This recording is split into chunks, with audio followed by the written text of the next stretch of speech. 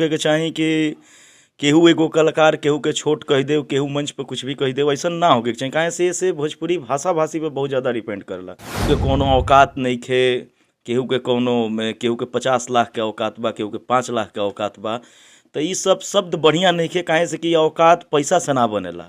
लकीर खींचे के बात भइल तो लकीर भोजपुरी के भिखारी ठाकुर जी, महेंद्र मिश्रा जी, हनुमान पाठा जी, जियालाल ठाकुर, भरत शर्मा जी, गायत्री ठाकुर जी, वहाँ के स्वयं पवन सिंह जी के बात कहते बनी। तो पहला बात तो कि खेसारी भैया के बड़प्पन बा कि वहाँ के एगो और बढ़ले बानी, हमनी के सीनियर पवन भैया बानी। बहुत ऐसा चीज़ बा जे भोजपुरी में पवन भैया लेके आईनी। तो खेसारी जी के एकरा के मटिया जाए के चाही, काहे से कि अगर बड़ भाई पिता समान अगर कुछ बोलिए दिहलस कोनो बात के तो ओकरा के ज़्यादा खिंचला से बात अवरी बढ़ल जाला। भोजपुरी में कहल बा कि बात के जतने छीलब तो उतने रूखर होला, और लकड़ी के जतने छीलब उतने उ चिकन होला।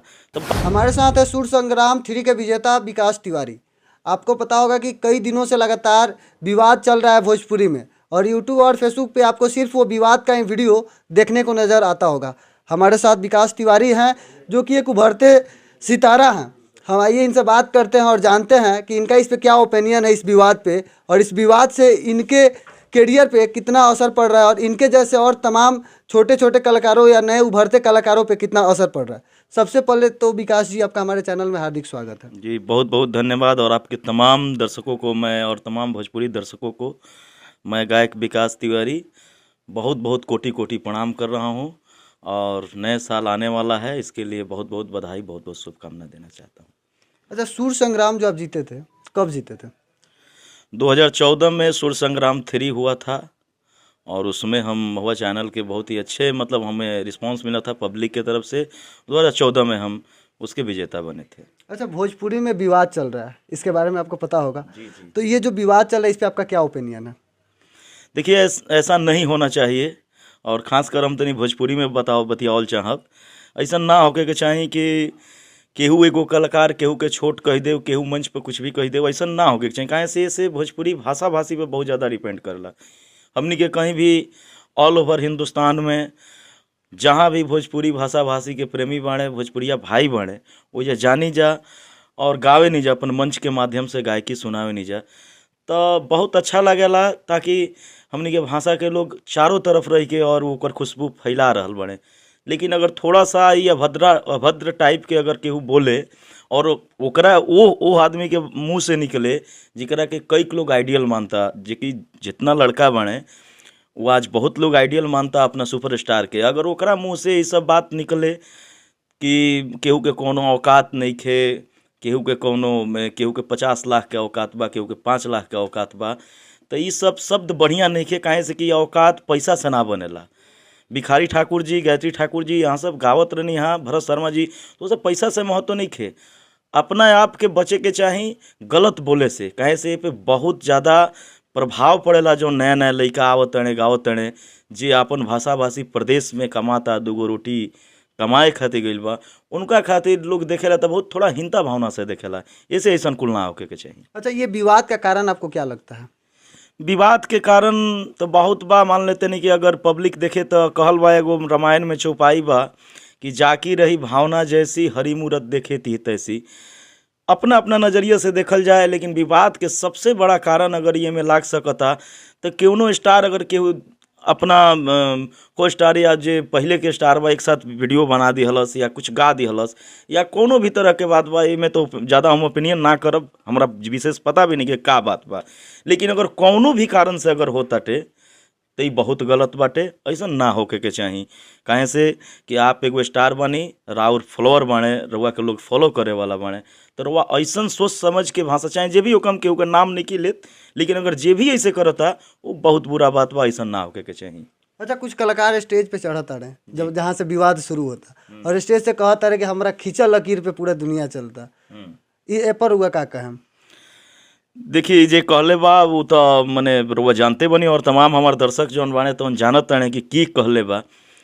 ठीक बा, हमनी के ई कहे वाला चीज़ ना है, ई तो लोग के लौके वाला चीज़ बाटे, दिखे वाला चीज़ बा। अगर हम कहिए दही कि हमरे पे हई चलता लोग, तो ई कहला से ना होई, लोग देख रहल बा, ऐसे कहला से ज़्यादा और छोटा बात हो जाला। अगर वो कहियो दिहले तो ये बात के अगर हाईलाइट करके विवादित बना दिहल गई, ई बहुत खराब बात बा। अगर कह दिहले ओकरा के वजह से रखल जाए, उतने पर सीमित रखल जाए।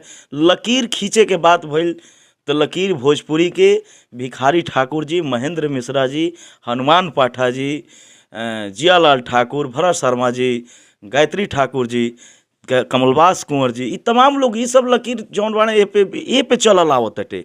अगर लकीर देखल जाए और बॉलीवुड के बाद जहाँ तक बाटे कि बॉलीवुड सिंगर आज के डेट में गा रहल बड़े भोजपुरी के अपना गीत, तो ई कोनो नया बात नहीं कि एकरा पहिलहू से रफ़ी साहब हमनी के जे कि कहीं ना कहीं वहाँ के नाम लेत भी हमनी के मने कलेजा काँप जाला, जेकर हमनी के पूरा हिंदुस्तान ना पूरा विश्व फैन हटे। और लता जी बानी, मन्ना डे साहब बानी, तमाम लोग जे भी बा, अभी हम ज़्यादा नाम नहीं ले पाओ, ई आशा भोसले माता जी बानी, तमाम लोग बा, सब भोजपुरी गवले बटे। अच्छा, ये पर हुआ काका है, जैसे कि लोग कहता कि अगर पवन सिंह स्टेज के माध्यम से कुछ कहिए दलन तो खेसारी जी के एगो वीडियो वायरल होता जिसमें वो कहता रहे कि पवन सिंह हमारे भाई ही ना पिता समान बाड़े। तो कुछ लोग के कहना बा कि अगर खेसारी पवन सिंह का अपन पिता ही मानते हैं, बड़ा भाई ही मानते हैं, अगर तो पिता अगर कुछ डांट ही दिया, बड़ा भाई अगर कुछ बोल ही दिया, तो खेसारी जी को बर्दाश्त करना चाहिए या फ़ोन करके इस बात को या बैठ के इस मामले को समझना चाहिए? ये बहुत करेक्ट बात बाटे, बहुत अच्छा रउआ सवाल कइनी है।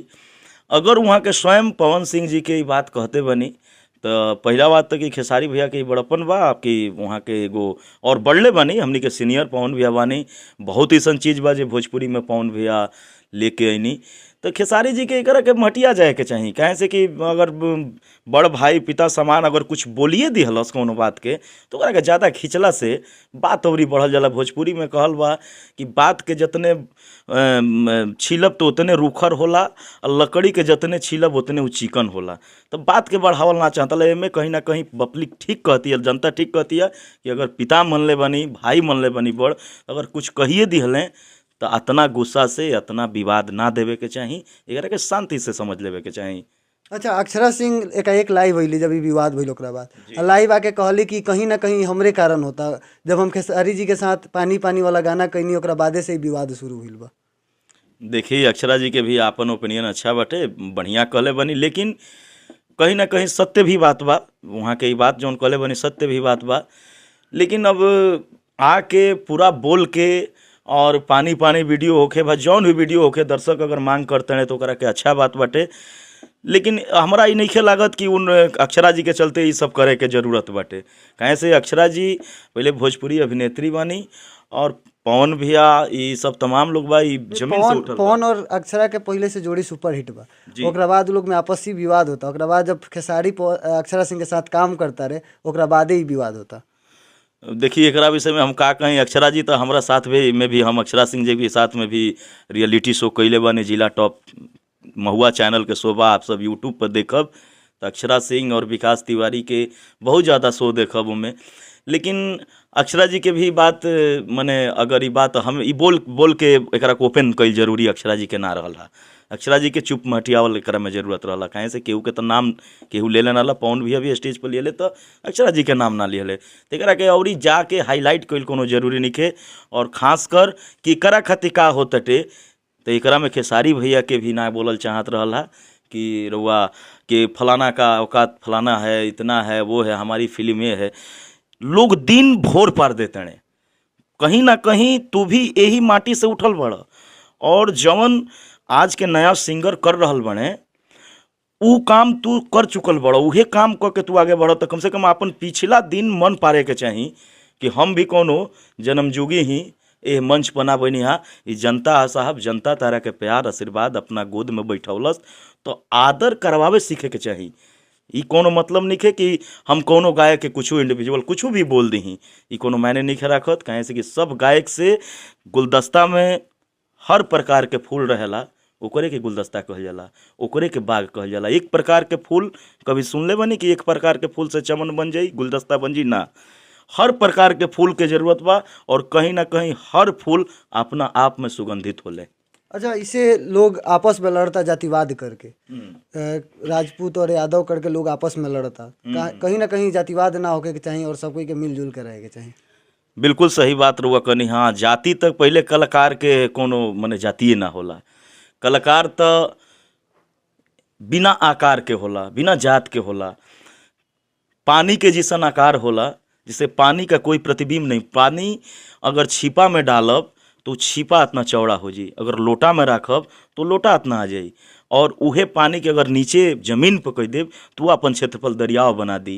तो के चलते कलाकार के कोनो जात ना होला। और ये जौन तमाम तथाकथित स्टार बाणे, ये लोग के समझे के चाही कि जब भी कोनो घटना होता तो लोग के भिखारी ठाकुर याद पड़तने, महेंद्र मिश्रा जी याद पड़तने। लेकिन इस सच्चाई बरुआ के हम बता देतनी कि जब भी गायत्री ठाकुर महोत्सव होला, भिखारी ठाकुर महोत्सव होला, तो बिना पैसा की कलाकार आइलो ना चाहस कि हम आई के और अपन प्रस्तुति दी। लेकिन जब कोनो विवाद भइल तो पता ना भिखारी ठाकुर जी, महेंद्र मिश्रा जी, गायत्री ठाकुर जी के नाम याद आवेला। ओकरा पहले केहू भिखारी ठाकुर जी के घर के स्थिति का बा, घर उनका परिवार के स्थिति का बा, ई केहू से मतलब नहीं। बस अपना पर जब अथी होइल तो रोटी सेके के बा, वहाँ सबके नाम धके। ऐसा ना होके के चाही। वहाँ सब हमनी के भोजपुरी के धरोहर बनी, वहाँ सबके कद्र करे के चाही। और वहाँ सबके खिंचली लकीर ह वो पे बढ़िया से चले के चाही। और भी जे बा मार्केट में पवन भी बानी, खेसारी भी बानी, उहों के योगदान बा भोजपुरी में, हम ही नहीं कहत।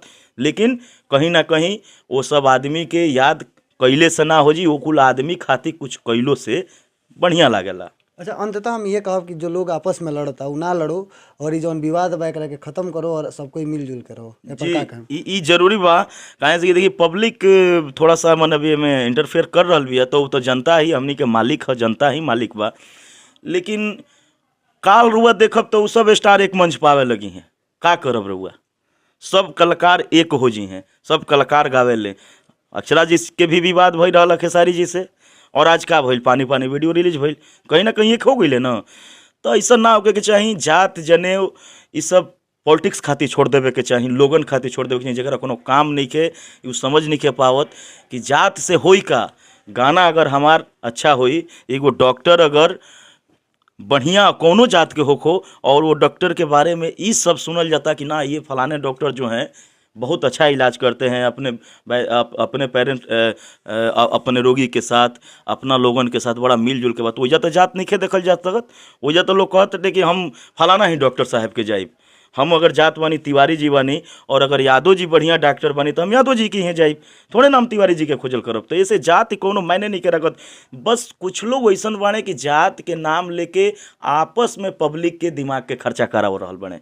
ई ना होके के चाही। पब्लिक देवता है, भगवान है, ऐसे पब्लिक के लड़ाई मत। ऐसन ऐसन कुछ गाना गावल जाओ, ऐसन ऐसन काम कल जाओ कि तमाम दर्शक, तमाम पब्लिक हमनी के लाइक करो और सब अपना दिल में हमनी के राखो। ई हमार काम बा। अंततः हम ये कहब कि जौन गाना गा के रुआ सुर संग्राम जीतल जी, रहनी, जी। वो हमरा दर्शक के बीच गा के सुना दी अगर हो पावे तो। जी, हम महुआ चैनल में आप सब सर्च करब तो हम बहुत तमाम बढ़िया बढ़िया पूर्वी गौले बानी, निर्गुण गौले बानी। तो एगो निर्गुण हम सुनावत है निरुआ सबके। एक दिन नदी के तीरे जात रहनी धीरे धीरे, तो हम आँखी देखनी सुंदर शरीरिया अगिया में जरेला ए राम। हम आँखी देखनी सुंदर शरीरिया अगिया में जरेला ए राम। चलिए, आपने हमें अपना समय दिया, इसके लिए आपको बहुत बहुत धन्यवाद। बहुत बहुत धन्यवाद, बहुत बहुत स्वागत बराउर। और तमाम दर्शकन का मेजे से फिर प्रणाम करतनी। तो हमारे साथ थे विकास तिवारी, और आपको बता दें कि बात भोजपुरी की थी, इसलिए कभी भोजपुरी तो कभी हिंदी के बात आ जात रहे, और हमरा मुंह से भी कभी हिंदी तो कभी भोजपुरी निकल जात रहे। तो ये विवाद के यहीं पे ख़त्म कर जाओ और जात पात ना होके, और सब कोई एक बा और सब कोई मिल के रहे। तो आप देख रहे थे आर मीडिया पटना से, मैं अनमोल तिवारी।